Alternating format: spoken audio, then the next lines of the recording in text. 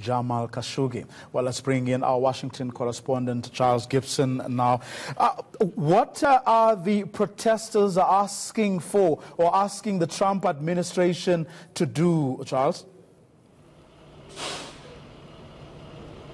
Well, as you can see over my left-hand shoulder, there's currently just extra security. These are police who've been stationed outside the Saudi embassy here in Washington for the last few days, they say, because of the sensitivity over this disappearance of this journalist. The protesters will then be marching from the White House in around 15 or 20 minutes' time up to the State Department, and what they're calling for is really more action from the Trump administration to push back against the Saudis, because they accuse the Saudis of being involved in Jamal Khashoggi's disappearance. It's been almost or over 2 weeks now since he went into that consulate in Istanbul and appears not to have come out.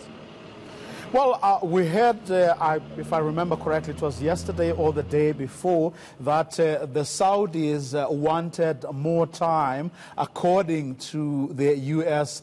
Secretary of State. Has any light been shared as to what it is exactly that the Saudis are prepared or promising to do?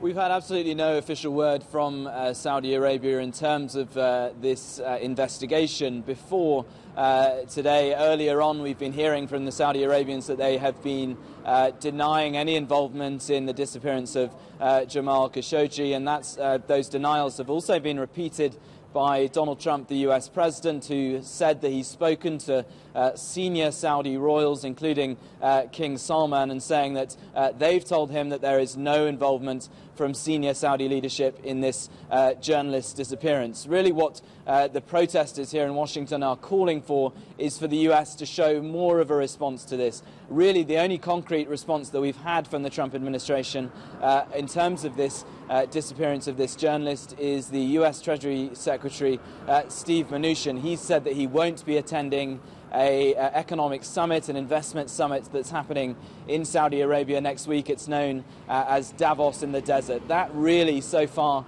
is the only concrete action that the Trump administration has taken since this journalist disappeared. So as things stand, no one really knows what President Donald Trump may have meant when he hinted that there may be consequences if the Saudis don't cooperate.